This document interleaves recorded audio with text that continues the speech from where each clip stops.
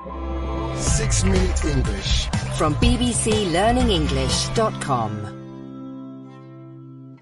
Hello, this is 6-Minute English from BBC Learning English. I'm Neil. And I'm Sam. It's hard to feel positive when you hear about climate change, don't you think, Neil?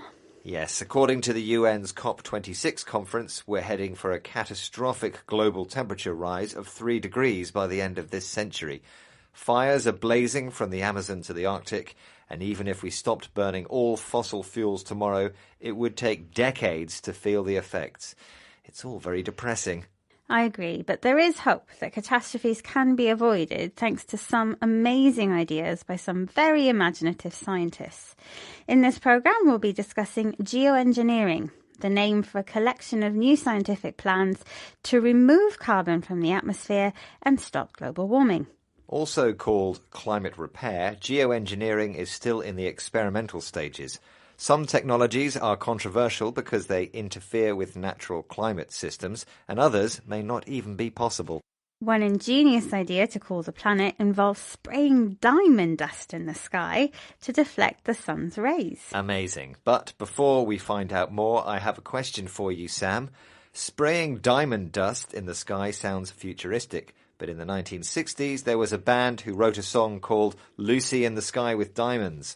But which band? Was it A, the Rolling Stones, B, the Beach Boys, or C, the Beatles?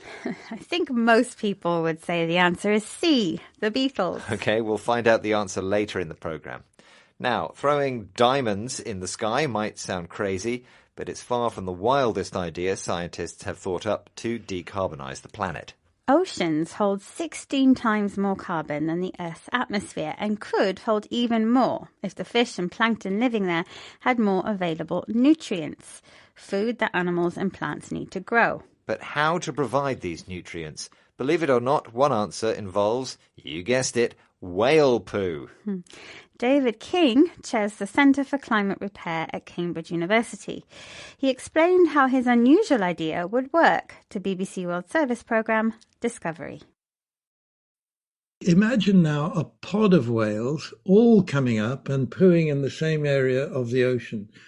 This could be in an eddy current, and it could lead to something like 10,000 to 20,000 square kilometres being covered in nutrients, including iron. And as we know from observations today, within 3 months that region is chock-a-block with fish. Whales live in groups called pods. They swim up to the ocean surface to poo, and this poo can be spread in an eddy, a large current of water moving in a circular motion, like a giant whirlpool. As a result, huge areas of the ocean are covered in nutrients and become chock-a-block with fish, an informal way to say full of fish. Another original idea being explored is rock weathering. Carbon is slowly locked into rocks and mountains over thousands of years by natural geological processes. This literally groundbreaking idea would speed up the process by locking carbon into rocks that have been dug up through industrial mining. Listen as geochemist Professor Rachel James explains her idea to BBC World Service's Discovery.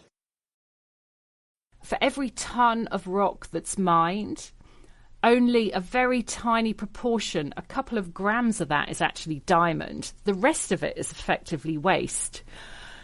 So mine waste material is potentially a really great source of material that could be repurposed for enhanced rock weathering. And I think that's really good because it creates a circular economy.